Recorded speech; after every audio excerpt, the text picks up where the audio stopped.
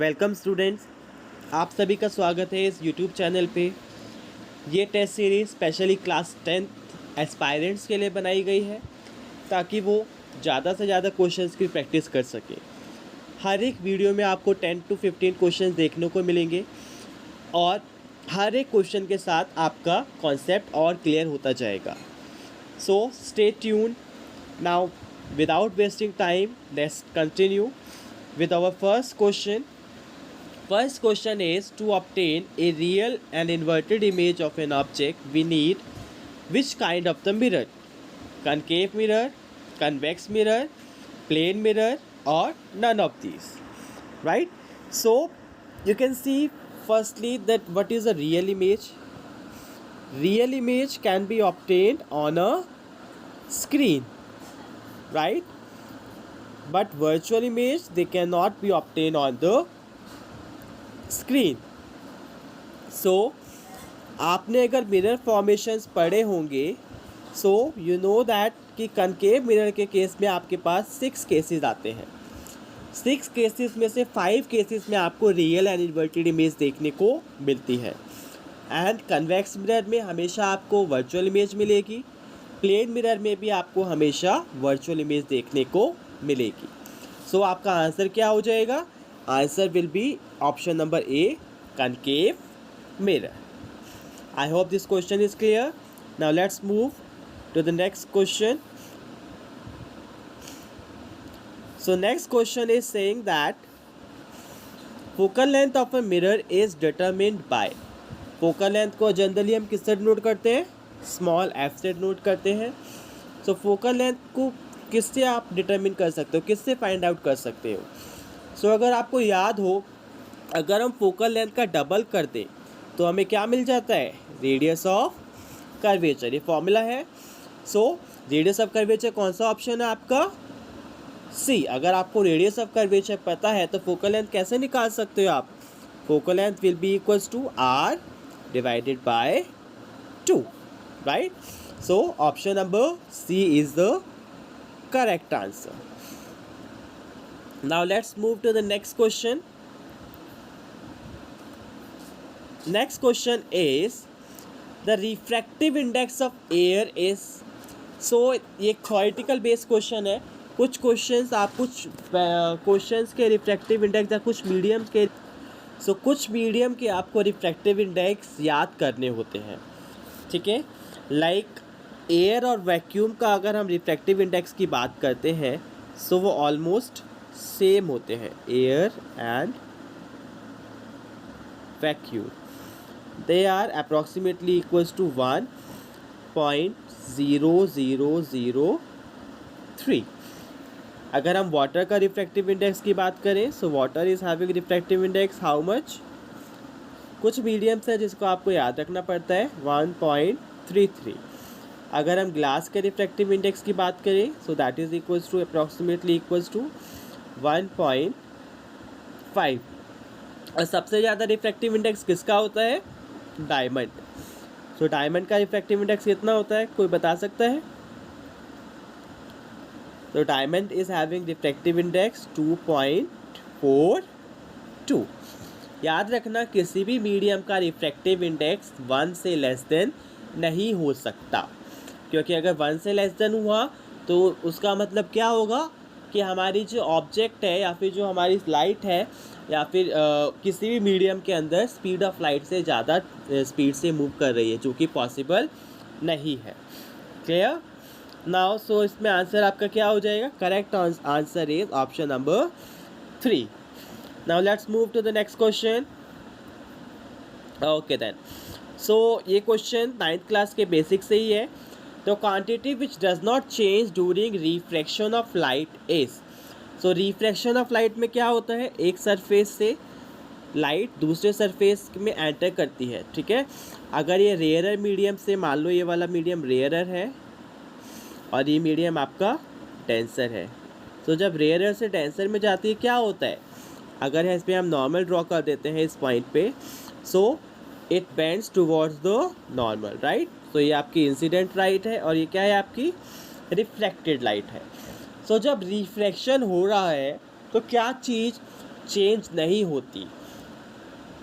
आप देखो यहाँ पे स्पीड ऑफ लाइट भी चेंज हो जाती है, वेवलेंथ भी चेंज हो जाती है, बट फ्रीक्वेंसी जिसे हम जनरली न्यू से रिप्रेजेंट करते हैं वो एक ऐसी प्रॉपर्टी है जो चेंज नहीं होती चेंज ऑफ द मीडियम से। ठीक है, सो रिफ्रैक्शन में क्या हो रहा है, मीडियम चेंज हो रहा है, तो मीडियम चेंज होगा तो फ्रीक्वेंसी चेंज नहीं होगी। सो क्या आंसर हो जाएगा इसका, option number B is the correct answer. Let's move to the next question. Next question, does focal length of a lens change on changing the object distance. अभी हमने बताया आपको कि जो फोकल लेंथ है वो कैसे फाइंड आउट करते हो आप, F is equals to radius of curvature divided by 2। So ये ऑब्जेक्ट डिस्टेंस पे डिपेंड कर रही है क्या, नहीं कर रही, सो ये हमेशा सेम रहेगी। क्लियर, सो क्या पूछा है, does the focal length change, so what will be your answer, no never.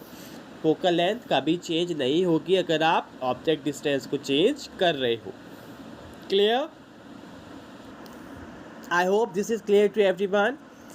Now let's move to the next question. Question number 6, what is it saying? A ray of light falling on a convex lens after passing through focus of the lens.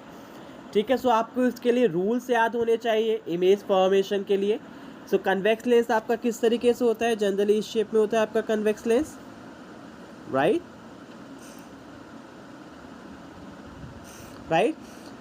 ये आपकी principal axis मान लेते हैं, ठीक है, and let it be your optical centre. और आपकी light कहाँ से पास हो रही है, प्रिंसिपल फोकस से पास हो रही है। मान लो यहाँ पे प्रिंसिपल फोकस है, ठीक है, F1 ले लेते हैं या F2 ले लेते हैं, F2 ले लो यहाँ, ठीक है। सो आपकी लाइट प्रिंसिपल एक्सिस से पास होती है after passing through the principal focus से पास होती है प्रिंसिपल फोकस से। सो अगर वो प्रिंसिपल फोकस से पास होकर लेंस पे फॉल होगी तो क्या हो जाता है, रूल के अकॉर्डिंग क्या हो जाता है, लाइट प्रिंसिपल एक्सिस के पैरेलल हो जाती है आफ्टर द रिफ्रैक्शन। अगर लाइट आपकी प्रिंसिपल फोकस से पास हो रही है तो after refraction it becomes parallel to the principal axis. तो क्या आंसर आ जाएगा इसका, option number B is the correct answer.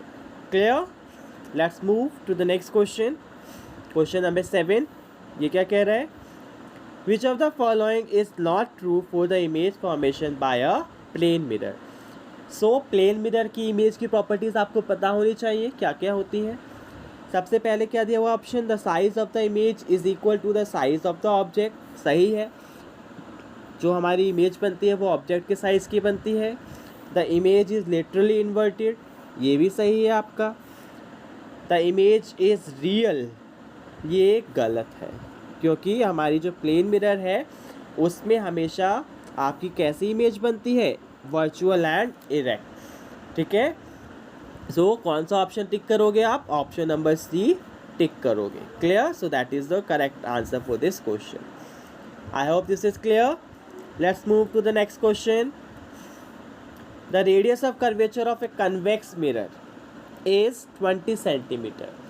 आप कन्वेक्स मिरर की आपको साइन कन्वेंशंस के अकॉर्डिंग पता होने चाहिए उसकी जो फोकल लेंथ है क्या होती है कन्वेक्स मिरर की, बताओ, पॉजिटिव, राइट। कन्वेक्स मिरर की फोकल लेंथ पॉजिटिव होती है तो रेडियस ऑफ कर्वेचर भी क्या होगा, पॉजिटिव, यानी कि कितना दिया हुआ है आपको, +20 सेंटीमीटर आपको दिया हुआ है, राइट।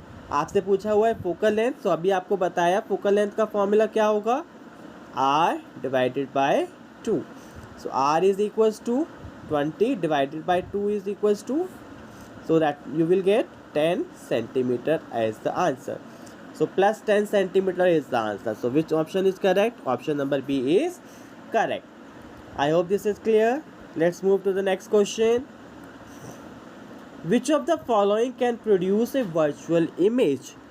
अब वर्चुअल इमेज आपको पता है प्लेन मिरर में भी होती है, राइट, वो तो उसकी प्रॉपर्टी है। कनकेव मिरर में भी एक केस आता है जिसमें वर्चुअल इमेज प्रोड्यूस होती है। कन्वेक्स मिरर में हमेशा ही वर्चुअल इमेज होती है। सो आपका करेक्ट ऑप्शन क्या हो जाएगा, डी, जो this is the correct option, क्योंकि सारे ऑप्शन हमारे वर्चुअल इमेज हमें दे रहे हैं. Let's move to the next question now. I hope this is clear. अगर आपको किसी भी क्वेश्चन में कोई डाउट आ रहा है, कोई क्वेश्चन समझ नहीं आ रहा, सो just write in the comment box, then we will get back to you. We will clear your all the queries. Is that clear? Let's move to the next question now. Question number 10. What is it saying? The image formed by a convex mirror. अभी आपको बताया image formation इन convex mirror में हमेशा कितने cases हैं? 2 cases हैं. First case में आपका ऑब्जेक्ट कहाँ पर है? इन्फिनिटी पर है. सेकेंड केस में आपका ऑब्जेक्ट कहाँ है? Between pole and infinity. दोनों ही केसेस में आपकी जो इमेज है वो वर्चुअल बनती है, राइट? तो क्या आंसर आएगा इसका? B, virtual. एनलार्ज तो बनती नहीं है, हमेशा स्मॉलर इन साइज बनती है image in the case of the convex mirror. So it is always diminished, you can say, और you can say smaller in size. Clear? अगर आपको ऐसे समझ नहीं आ रहा then you can use the ray diagram also. So convex mirror के case में कन्वेक्स मिरर आप इस तरीके से ड्रॉ करोगे, right? So this will be your principal axis, this is your pole, this is your principal focus, this is your centre of curvature. So जब first case होगा, जब आपका ऑब्जेक्ट इन्फिनिटी पे होगा, तो क्या होगा? रेज पैरेलल आएंगे प्रिंसिपल एक्सिस के, and they will be diverged. Clear? Similarly, same ray will come parallel to the principal axis and that will also be diverged. So after the refraction, ये diagram थोड़ा सही, 1 minute इसे correct कर लेते हैं. हाँ, तो आफ्टर द रिफ्रैक्शन क्या होगा? ये डाइवर्ज हो जाएगी लाइक दिस. सेम अनदर रे आएगी, वो भी parallel to the principal axis होगी, वो भी डाइवर्ज हो जाएगी. सो दोनों रेस, दोनों रिफ्लेक्टेड रेस एक्चुअल में मीट नहीं कर रहे, तो क्या करेंगे? उन्हें वर्चुअली बैक प्रोसीड करके देखेंगे क्या वो कहीं मीट कर रहे हैं. देन हमें क्या लग रहा है कि वो प्रिंसिपल फोकस से पास हो रहे हैं. सो यहाँ पे वर्चुअली मीट हो रही है, सो इमेज कैसी बनेगी? वर्चुअल. सेम आपका दूसरे केस में भी होगा, ठीक है? So answer is B, option number B, virtual. Let's move to the next question. Question number 11. Question number 11 is the image found by a concave mirror may be. So concave mirror में आपकी real image भी बनती है, virtual भी बनती है, ठीक है? सो इमेज का साइज़ एनलार्ज भी होता है, स्मॉलर भी होता है, और सेम साइज़ भी होता है, ठीक है? तो तीनों कंडीशन सेटिस्फाई होती है, तो आपका कौन सा ऑप्शन करेक्ट हो जाएगा? Option number D is the correct answer. Let's move to the next question now. Question number 12. So in order to get virtual and enlarged image, so virtual image आपको किस किस में मिलती है? प्लेन मिरर में भी मिलती है, कन्वेक्स मिरर में भी मिलती है, और कनकेव मिरर में भी मिलती है. एक केस होता है. सो तीनों मिरर में आपको वर्चुअल इमेज मिल जाएगी, लेकिन आपको और कंडीशन क्या दी है? वर्चुअल एंड एनलार्ज्ड, ठीक है? प्लेन मिरर के केस में आपको जो वर्चुअल इमेज मिलेगी वो सेम साइज़ की होगी, तो एनलार्ज तो नहीं हुई वो, राइट? कन्वेक्स मिरर के केस में अभी आपको लास्ट क्वेश्चन में बताया था, इमेज आपको कैसे मिलती है? हमेशा diminish, smaller in the size, right? तो यहाँ पर भी एनलार्ज वाली कंडीशन सेटिस्फाई नहीं हो रही है. तो आपके पास कौन सा ऑप्शन बता है? केवल कनकेव मिरर. कनकेव मिरर के केस में आपको जो इमेज है वो एनलार्ज मिलेगी. सो कौन सा ऑप्शन सही हो जाएगा इसका? Option number A, concave mirror is the correct option. Clear? Okay then आगे चलते हैं नेक्स्ट क्वेश्चन पे. Question number 13. तो क्वेश्चन नंबर 13 क्या कह रहा है? In order to get an image equal to the size of the object, यानी कि साइज ऑफ इमेज और साइज ऑफ ऑब्जेक्ट क्या मांगा हुआ है क्वेश्चन में? बराबर मांगा हुआ है. तो size of image must be equal to size of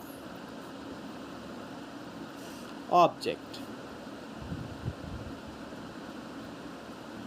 clear? So कहाँ पर कनकेव मिरर दिया हुआ है। सो कनकेव मिरर के केस में केवल एक केस ऐसा आता है जहाँ पर हम ऑब्जेक्ट को रखेंगे, हमें इमेज सेम साइज़ की मिलेगी। और वो की पॉइंट कौन सा है, जब हम अपने ऑब्जेक्ट को सेंटर ऑफ कर्वेचर पर रखते हैं। ठीक है, जो सेंटर ऑफ कर्वेचर पर अगर आप ऑब्जेक्ट को रखोगे तो आपको सेम साइज़ की इमेज मिलेगी। ठीक है, और कहाँ पर मिलेगी, वो भी सेंटर ऑफ कर्वेचर पर ही मिलेगी। तो क्या आंसर सही हो जाएगा इसका, option number C is the correct answer. Okay, now let's move to the next question, question number 14. I think we have to go for the question number 14 firstly. Okay, so this is question number 14. So which of the following mirrors always produces a virtual image? कौन सा ऐसा mirror है जो हमेशा virtual image बनाएगा? आपको पता है प्लेन मिरर के केस में हमेशा ही वर्चुअल इमेज बनेगी, चाहे ऑब्जेक्ट को आप कहीं भी रख दो कोई फ़र्क नहीं पड़ता। ठीक है, कन्वेक्स मिरर के केस में भी कोई फ़र्क नहीं पड़ता, इमेज ऑब्जेक्ट को आप कहीं भी रखो इमेज क्या बनेगी, वर्चुअल बनेगी। बट कनकेव मिरर के केस में दोनों केसेस होते हैं। कनकेव मिरर के केस में आपकी इमेज रियल भी बन सकती है और वर्चुअल भी बन सकती है। ठीक है, सो आपके पास कौन से ऑप्शन सही है, केवल वर्चुअल वाले आपके पास ये दोनों ऑप्शन आ रहे हैं। So option number A and option number B is correct, यानी कि D option which is showing both A and B is the correct answer. Now let's move to the last question, question number 15. So magnification produced by a convex mirror is. So magnification के बारे में आपसे पूछा गया है, वो भी convex mirror के केस में। ठीक है, अब कन्वेक्स मिरर या किसी भी मिरर में मैग्निफिकेशन का फॉर्मूला क्या होता है, height of image divided by height of object, right. अब हाइट ऑफ इमेज हमेशा ही कन्वेक्स मिरर के केस में less than height of object बनती है, राइट। सो अगर मैं इस इक्वेशन को H0 से या फिर HO से डिवाइड कर दूँ तो मुझे क्या मिलेगा, HI divided by HO is very very less than 1। H0 को H0 से डिवाइड करूँगा तो 1 मिलेगा, right. So HI by HO क्या है आपका, मैग्निफिकेशन है। This implies that magnification is always less than 1, right. So कौन सा ऑप्शन सही है, option number D is the correct answer. For a convex mirror magnification is always less than 1। So this is all for today students. आज हमने mirror के questions practice करे हैं, एक और सेशन हम मिरर्स के लिए ले लेंगे, कुछ इंपॉर्टेंट क्वेश्चंस और डिस्कस करेंगे, उसके बाद हम लेंस की रिवीजन करेंगे। ठीक है, सो टिल देन अगर आपको कोई क्वेश्चन समझ नहीं आता आप जस्ट कमेंट बॉक्स में मेंशन कर दीजिए, we will get back to you. And जितने क्वेश्चंस आप प्रैक्टिस कर सको प्रैक्टिस देम, उनमें से भी अगर आपसे कोई क्वेश्चन सॉल्व नहीं होता है then you can ask. Till then, thank you everyone. Have a good day. Thank you for watching.